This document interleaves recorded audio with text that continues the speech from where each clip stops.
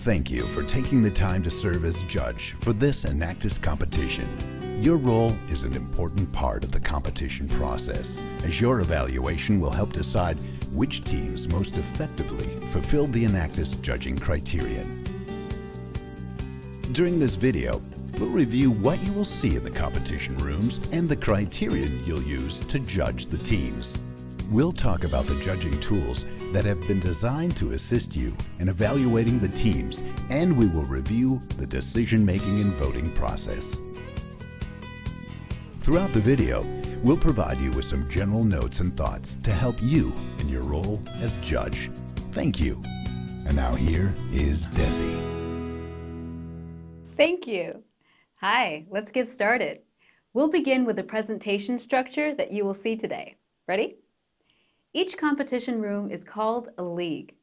While you will only be judging the teams in your league, all the teams in every league are subject to the same format and the same rules. Each team has a maximum presentation time of 25 minutes, including an annual report, a live audiovisual presentation, and a question and answer period. Following the team's introduction by the league coordinator, they will have exactly 3 minutes to hand out their annual report and set up their audio and visual equipment. The team cannot begin their presentation before the 3 minutes has expired. This also gives time for you to read their annual report and get familiar with their projects. Following the setup time, the team has up to 17 minutes for their audio-visual presentation. Please know, teams are not required to use the full 17 minutes, and there's no penalty for finishing early. When the presentation has concluded, there will be a 5-minute question and answer period, and that's when you will have an opportunity to ask brief questions of the team. During the Q&A time, please refrain from making lengthy statements or sharing too many praises of the team. Time is limited, and other judges may have questions, so please, focus your remarks on asking concise or clarifying questions directly related to the team and its activities. Please know, in addition to their annual report, teams are invited to distribute a membership directory, also referred to as a team bio. However, they are not allowed to distribute any other materials to the judges. If a team chooses to display materials during their presentation, the judges are asked not to touch or keep the displayed materials. If you have questions about the presentation structure, please feel free to speak to the league coordinator or an Enactus staff member during the break.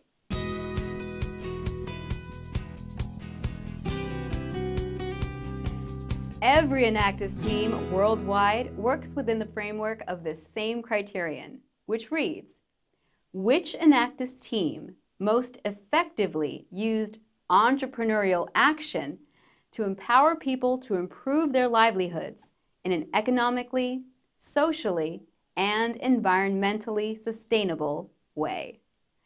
This criterion is the sole basis upon which you will evaluate the teams. While it is a single sentence, we have segmented the criterion into 3 parts to make it easier to understand. The first part speaks to entrepreneurial action. This element refers to the approach that Enactus teams take in carrying out their projects. Enactus defines entrepreneurial action as taking the opportunity to use sustainable business and sound economic practices to develop innovative business models based on risk, commitment, and a willingness to follow through. While there are many ways to address needs or problems, what distinguishes the Enactus approach is the belief that by applying sound business and economic concepts, we can create lasting solutions. It is important to note that entrepreneurial action does not mandate that a team launch a business or work solely with entrepreneurs. Using entrepreneurial action refers to the innovative or unique way in which the team addresses the need that they have identified for each of their projects.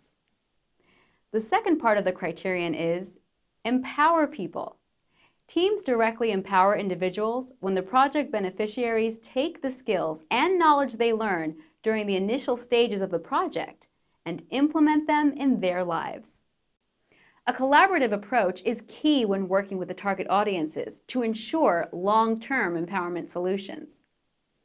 The third part of the criterion addresses improving livelihoods. While the first 2 parts of the criterion speak to the process that teams take in their projects, Improving livelihoods speaks to the outcomes. A livelihood is the means and activities involved in sustaining an individual's life. Livelihoods are fueled by what are known as livelihood assets. There are 5 categories of livelihood assets. Financial assets, the financial resources available to an individual, such as income from a job or access to financial services. Social assets, involving participation in networks, communities, and relationships. Natural assets, the natural resources available to an individual, such as air, water, or land. Physical assets, basic infrastructure and goods, such as shelter, transportation, water supply, sanitation, or energy. Human assets, the skills, knowledge, and ability to work needed to pursue desired outcomes. Livelihood strategies are the methods and processes used to transform those livelihood assets into outcomes. Successful Enactus projects investigate the livelihood assets and strategies currently being used by the target audience during the initial needs assessment. Teams should then work with the target audience to take an entrepreneurial approach to improve the current strategies or develop new sustainable strategies. Livelihood outcomes are the positive changes the project beneficiaries experience during or after participating in Enactus projects. Livelihood outcomes are not always income-based. Positive livelihood outcomes may be better health, less vulnerability, environmentally sustainable use of natural resources, or food security. In order to understand and evaluate the current livelihood assets, strategies, and desired outcomes, the team must conduct a needs assessment with the target audience before they begin the project. A needs assessment requires communication, understanding, and challenging long-standing assumptions about what outcomes people need. Teams should communicate to you what they learned from their needs assessment and how they took that information into account when designing the project. It is also the responsibility of the team to explain to you the tools they used to assess improved livelihoods for the target audience. During the needs assessment, teams should identify and benchmark the asset categories addressed by the project. This helps the team determine key output and outcome metrics for their projects. Teams may then use these asset categories and outcomes to tell the story of how they used entrepreneurial action to empower people. It is not mandated that every one of their projects address all of the asset categories. It is also not mandated that each team do projects to address each asset category individually. Instead, the categories are a means of looking holistically at the outcomes of the project. Definitions and a list of the livelihood assets can be found in your Judge Handbook. The final section of the judging criterion is economically, socially, and environmentally sustainable. This is in reference to the triple bottom line concept, also known as people, profit, and planet, and is meant to illustrate that for a project or initiative to be truly effective and sustainable, it must make sense economically as well as socially and environmentally. When presenting to you, the teams should show that they considered these 3 factors for each project and that no negative impact occurred in any of these areas. Before we review the judging tools, there are a few supporting thoughts that we want to provide you with that should assist you during the judging process. First, let's talk about evaluating the outcome of the team's projects. While some teams may present the results of pre- and post-tests or surveys from their projects, we are asking you to look for results beyond just outputs. If, for example, the results of a survey prove positive change in the target audience's knowledge or skill set, then the question you might ask is, what then? How did these people apply that knowledge to improve their livelihoods? And how was the team able to measure this effectively? The teams should demonstrate concrete outcomes and empowerment, not just outputs, were achieved by their target audience for each of their projects. With that understanding in place, there are a few additional points that are important for you as you make your analysis of the teams. Some teams will have projects with multiple phases that might even take place over multiple years. It is important that each team clearly communicate results from the current academic year, not just on ideas, plans, or previous results. Projects that clearly demonstrate improved livelihoods should be evaluated significantly higher than those whose full impact has yet to materialize. It is not uncommon for teams to collaborate with other organizations on projects. It is very important that the team clearly define who they collaborated with and what the team role and contributions were. Teams should clearly report to you the degree of impact they can legitimately and fairly take credit for. Teams are not required to conduct international projects. Although it may be impressive to see that some teams are able to impact those outside their home country, international activity should not automatically warrant the team additional credit in your evaluation. Your focus should always be on the relevance, depth, and meaningful impact of the project, regardless of it being international or in the team's home country. And finally, we strongly encourage you to seek clarification during the question and answer section if you feel any aspects of the team's projects, partnerships, and/or outcomes are not clearly defined in their annual report or live presentation.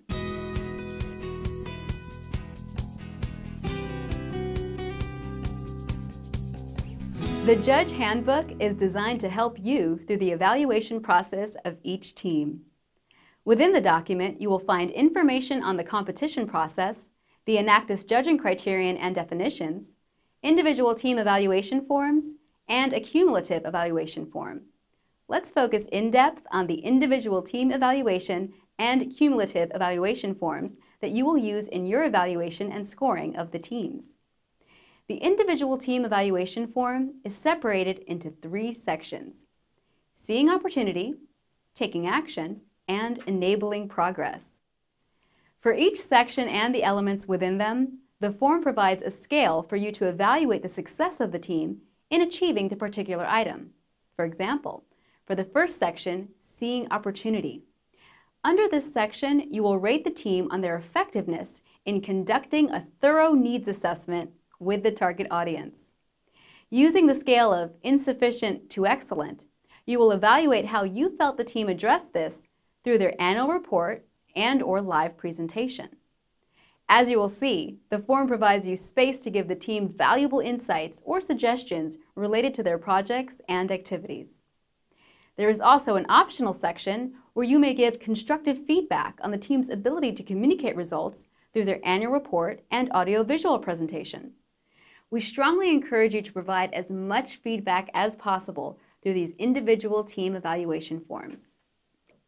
Okay, let's take a look at the cumulative evaluation form. Before the first team presents in your league, please take a few minutes to write in the names of each of the teams at the top of this form in the order that they will present. Also at the top of the form is an overall assessment legend, which you will use as a basis for final marks and rankings. After each team presents, you will look at what you recorded on the individual team evaluation form for each item and give the team an appropriate mark on the cumulative evaluation form. For example, for Team ABC, if your assessment of conducting a thorough needs assessment with a target audience was that the team did excellent, then you would enter an E in the relevant box for Team ABC. The cumulative evaluation form, which we just reviewed, will serve as your guide to ranking the teams at the conclusion of the competition day. After the final presentation, you'll finish completing the form and then use this information to give each team a ranking, with 1 being your first choice. It is essential that each team receive a different ranking as no ties are allowed. Once all judges have completed their cumulative evaluation forms and ranked the teams, your league coordinator or a member of the Enactus staff will guide you through the final stage of the voting process to pick an overall winner from your league. It is very important that judges, league coordinators, and Enactus staff members not engage in conversation about the results before or during the voting process. The ranking of teams is an individual decision made by each judge. Please note that the results from the league must remain confidential until they are announced at the awards ceremony.